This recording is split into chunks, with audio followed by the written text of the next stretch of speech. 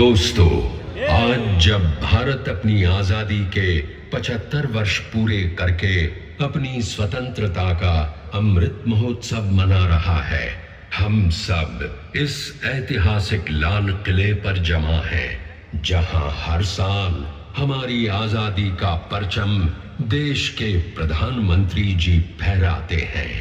ये लाल कोट, ये red fort, ये सुर्ख दुर्ग आज केवल दिल्ली ही नहीं, पूरे भारत का प्रतीक बन चुका है। सदियों से लाल किला भारत की प्रभुता का, संपन्नता का, सहिष्णुता का और कई कई संघर्षों का द्योतक रहा है।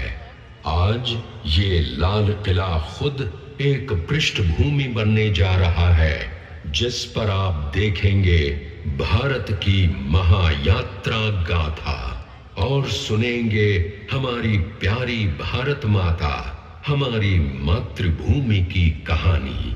तो भाइयों और बहनों, बच्चों और सम्मानित बुजुर्गों, तैयार हो जाइए कई हजारों सालों की एक लंबी यात्रा पर चलने के लिए।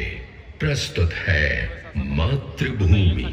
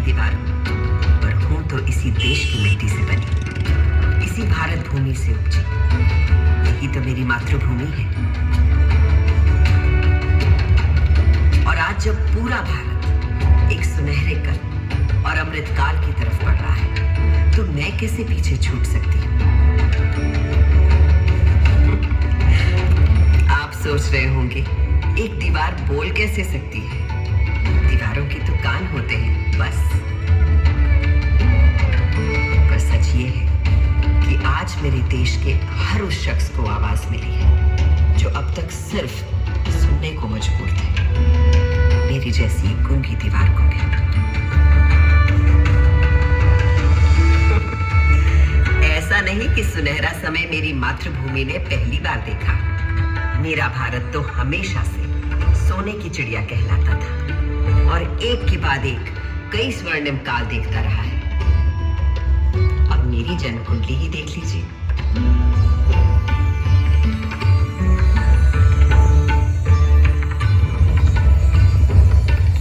जिस सुनहरे समय में मेरा जन्म हुआ था, उस वक्त मेरे आसपास छेनी, हथौड़ी, संग तराशू, पत्थर कटों की ठक ठक ताल थी और संत कवियों के शहद से सुर उस रसधार को बहाने वाले पूरे भारत भर से अनेकों कवि थे। इन भक्त कवियों में कोई हिंदू था, कोई मुसलमान, कोई सूफी, कोई शाक्त, कोई शैव, कोई वैष्णव। सबके आराध्य अलग अलग थे, भाषा अलग, पर सबकी भक्ति में एक ही परमात्मा, एक ही ब्रह्म, एक ही ओंकार के दर्शन सारे देश को हो रहे थे।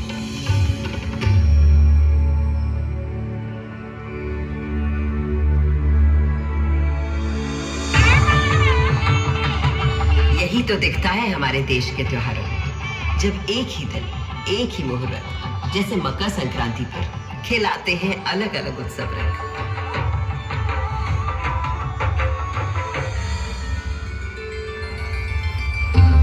इस लाल किले को बनवाया था मुगल शहंशाह शाहजहां ने। बलुए पत्थरों से मुझे गढ़ा गया था और इस मजबूती से कि 400 साल बाद आज भी मुझे हिलाना नामुमकिन है।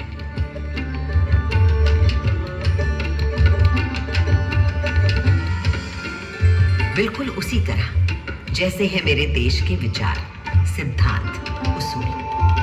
असल में भारत सिर्फ एक देश नहीं है, भारत नाम है एक सोच का।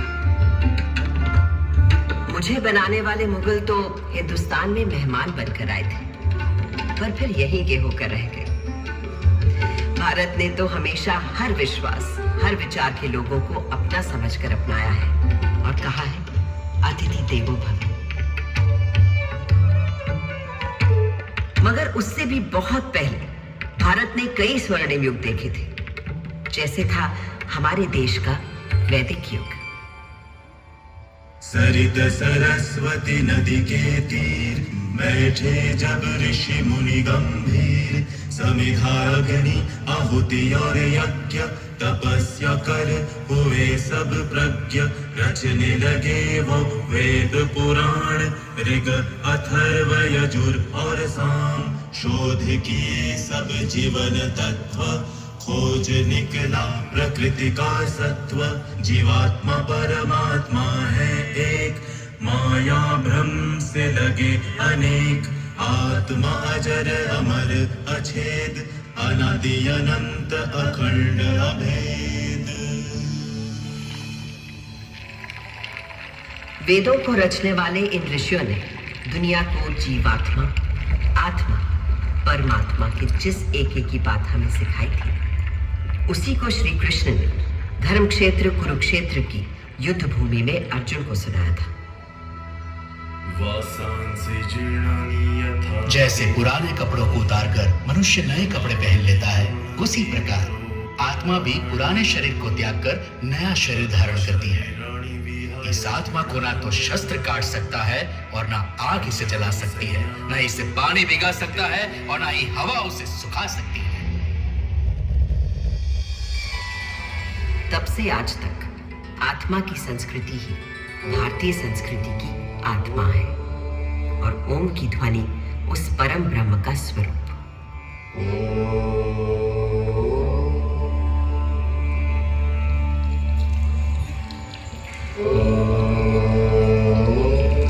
आज सरस्वती भले ही आंखों से ओझल हो गई हो, पर नासा के सर्वेक्षण बताते हैं कि सरस्वती अभी तक जीवित है और अब धरती के भीतर भीतर बहती है।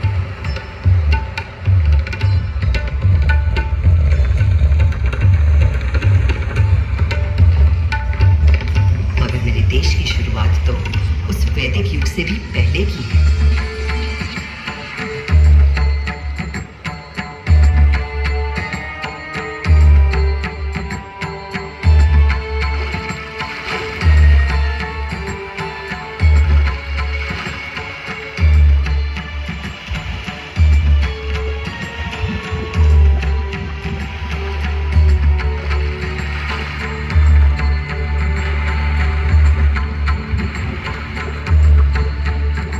सिंधु के किनारे एक ऐसी सभ्यता उभरी, निखरी, संवरी, जो संसार ने कभी भी कहीं भी नहीं देखी थी। उस वक्त के हमारे शहर थे smart intelligent cities. This was a wonder called India. 5000 साल पहले जो बुनियाद सिंधु सरस्वती सभ्यता के समय डाली गई थी, वो आज भी हमारे भारत का आधार है। संस्कृति का ऐसा अखंड अटूट सिलसिला आपको संसार में कहीं भी नहीं मिलता। हमारा देश नए को अपनाते हुए भी कभी पुराने को नहीं भुलाता। इसीलिए तो कल का भारत आज भी जीवित है और कल भी रहेगा।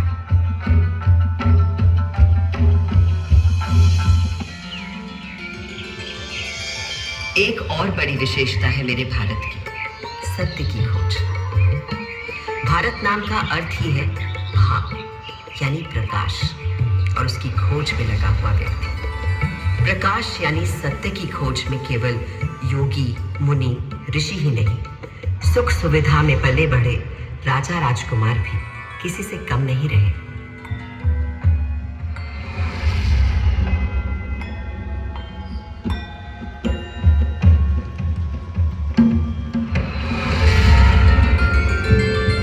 भारत के दार्शनिक मनीषियों गुरुओं ने जो आध्यात्मिक मार्ग दिखाया था, उसी को ठोस रूप दिया भारत भर में फैले तमाम राज्यों साम्राज्यों ने।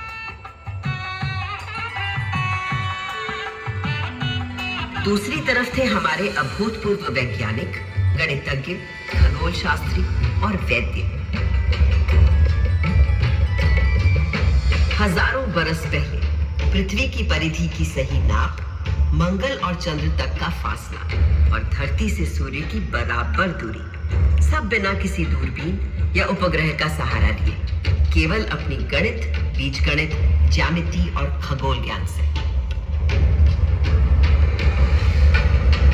ये उन्हीं पुरातन खगोल शास्त्रियों से मिले संस्कार हैं कि आज भारत अंतरिक्ष अन्वेषण में एक अग्रणी देश है। सहस्त्राब्दियों पहले कणादि आदि गुरु थे, अणु को पहचानने वाले। फिर क्या आश्चर्य कि नई दुनिया में अणु शक्ति को साधने वाले देशों में हम हमेशा आगे रहे। योग में तन से मन और मन से आध्यात्म के योग के सूत्र ढूंढ निकाल रहे थे पतंजलि जैसे ऋषि। और आज 21 जून को पूरा विश्व योग दिवस मनाता है। वहीं विद्वान वैद्य मानव शरीर के छुपे हुए राज और हर बीमारी का इलाज खोज रहे थे। सर्जरी की भी शुरुआत इन वैद्यों ने कर डाली थी और कटे अंगों को जोड़ने के लिए प्लास्टिक सर्जरी की भी।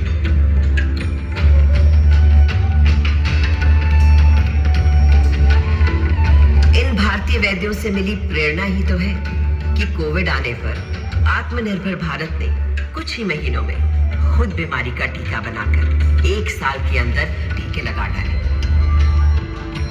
ये दवा हमने दुनिया के और देशों को भी दी, क्योंकि मेरे देश का हमेशा से मानना रहा है वसुधैव कुटुंबकम, सारा संसार हमारा परिवार, वन वर्ल्ड वन फैमिली। तभी से भारत सोने की चिड़िया कहलाता था और यहाँ का बेहतरीन, बेशकीमती, बेमिसाल माल और हिंदुस्तानी हुनर कारीगरी के नमूने दुनिया भर में जाते और लोगों को रिझाते थे। संसार को तमाम सामान ही नहीं, षट दर्शन और 4 धर्म देने वाले भारत पर कई लोगों की बुरी नजर लगी हुई थी। मगर जब भी विदेशी हमलावरों या किसी आतताई ने मेरी मातृभूमि के मूल्यों, धर्म और संस्कृति पर हमला किया, तो मां की लाज बचाने को मुंह तोड़ जवाब दिया भारत के जाबाजों ने। किसके नाम लो, जैसे जरा याद कीजिए मेरी दिल्ली के पृथ्वीराज चौहान का पराक्रम। राजा पृथ्वीराज चौहान वीरों में था वीर महान, अजय मेरु से दिल्ली तक फहराता था उसका निशान। 8 बार था किया पराजित जब गजनी से आया गौरी, पर था दुर्भाग्य 9वें युद्ध में टूट गई वो पक्की डोरी। हमारे राजा पृथ्वीराज चौहान को मारने से पहले क्या आप इनका शब्द भेदी बाण का कौशल नहीं देखना चाहेंगे? जब यह बंद आंखों से केवल आवाज सुनकर ही शिकार पर निशाना लगा लेते हैं। ये अंधा क्या निशाना लगाएगा? लगाएंगे महाराज पृथ्वीराज निशाना, बस आप आज्ञा तो दीजिए और दीजिए इनके हाथ में एक धनुष बाण। चलो ये तमाशा भी देख लेते हैं इस काफिर के मरने से बेहतर। दे दो इस अंधे को तीर कमान।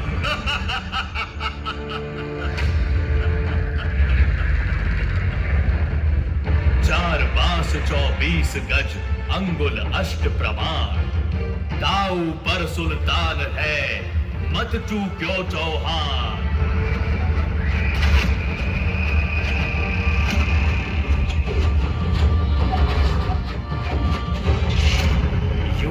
मर कर भी उस राजपूत ने बचा लिया भारत का मान। धिक्कार है उन्हें मरा समझो, कायर जो जिए पिए अपमान। इन वीरों के बलिदानों से ही भारत है आज बना महान। भारत के दुश्मन कभी समझ ही नहीं पाए कि वो हमारे शरीर को घायल कर सकते हैं, मार सकते हैं, पर वो भारत की आत्मा को कभी नहीं मार पाएंगे।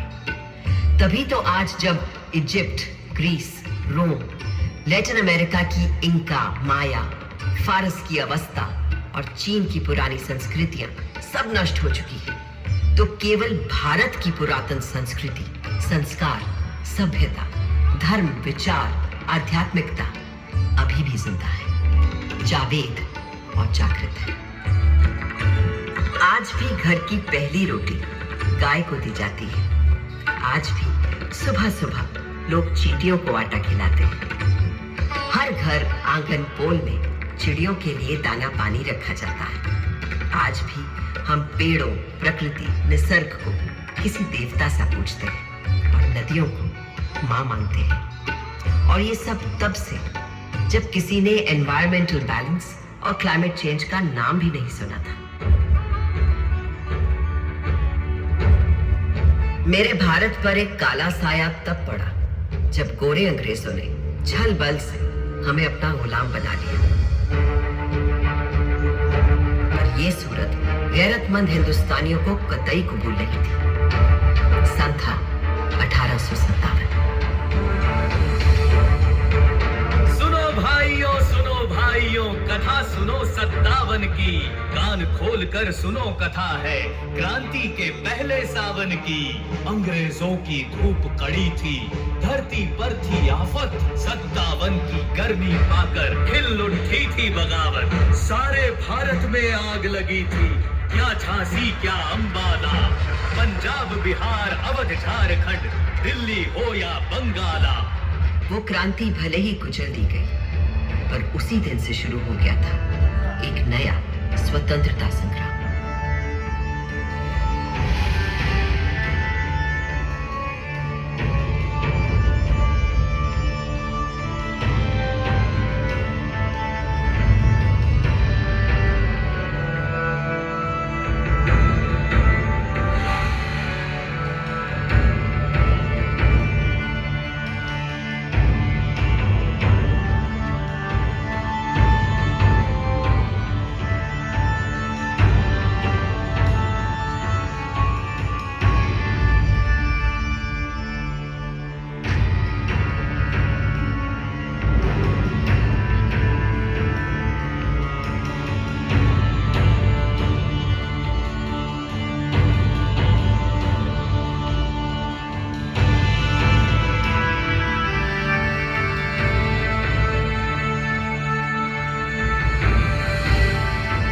साल लंबी जंगे आजादी के बाद जब मेरे भारत ने 15 अगस्त 1947 को स्वतंत्रता पाई, तो उस दिन सदियों की गुलामी के बाद मेरे लाल किले पर भी आजाद भारत का परचम लहराया गया था। उस दिन से आज तक देश के 14 प्रधानमंत्री हर वर्ष स्वतंत्रता दिवस को यहाँ आते हैं, और जब देश का गौरवशाली तिरंगा फहराते हैं तो मैं गर्व से और तर जाती हूँ। नव भारत ने था गढ़ डाला संवेशी एक खरा संविधान। सब जनगण को अधिकार दिए, थी अपने देश की सोच महान। जब भूख लगी तो हरित क्रांति कर भंडारे भर गए किसान। शक्ति ऊर्जा के पूरण को अणु तोड़ गए अपने विद्वान। देश की रक्षा करने को मुस्तैद हैं अपने वीर जवान। हर सीमा पर हैं डटे खड़े, हो बर्फ पहाड़ या रेगिस्तान। जब प्यास लगी तो दूध की नदियां बहा गए अपने ग्वाले। आकाश अंतरिक्ष छूने को बढ़ चले अपने इसरो वाले। छुआ चंद्र कभी कभी मंगल ग्रह, ऐसे हैं मंसूबे अपने। भारत है करने आज खड़ा अपने पूरे सारे सपने, इस हिंदुस्तान की छिपी शक्ति अब ये दुनिया पहचानेगी और विश्व गुरु इस भारत को सारी ही दुनिया मानेगी।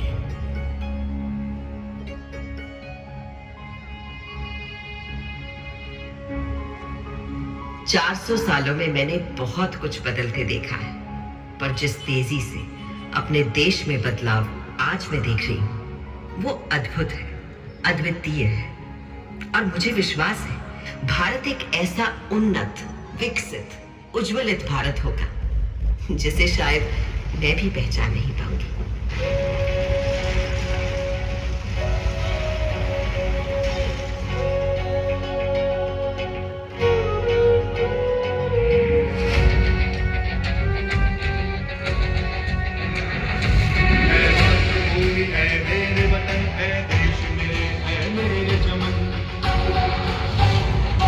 बस एक दुआ, एक ही मिन्नत, बस एक चाह, एक ही मन्नत। जब भी तुम तुझ में मिल जाऊं,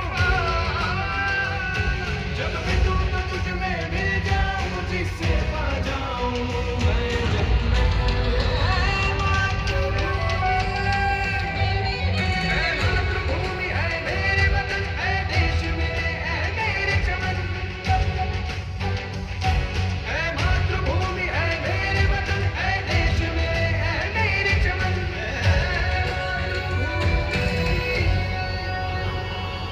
जब पुनर्जन्म हो फिर मेरा, फिर तेरी कोख से मैं जन्मूं।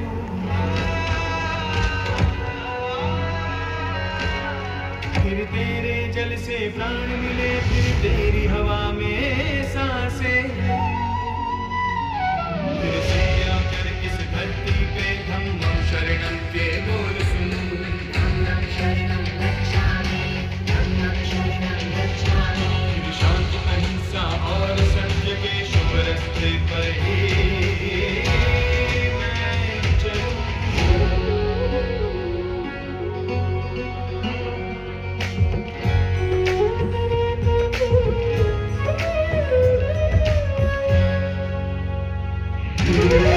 जय गणे अधिनायक हो, फिर गाए सब जय गाथा। जय हो दीवाने से, हो मातृभूमि का जवान। मैं मातृभूमि,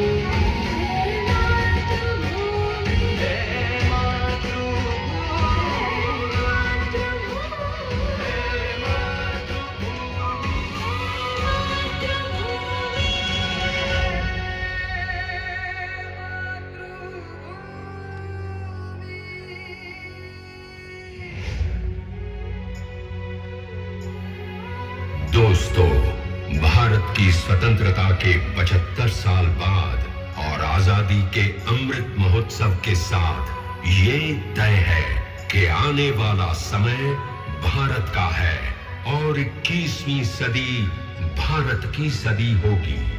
आज भारत देश के पास कुछ कर गुजरने का मौका है। आज हम सबके पास अपने हुनर, हौसले, हिम्मत को सामने लाने का मौका है। आज सिर्फ अपने देश की ही नहीं, पूरी मानवता की सेवा करने का हम सब भारतवासियों के पास मौका है।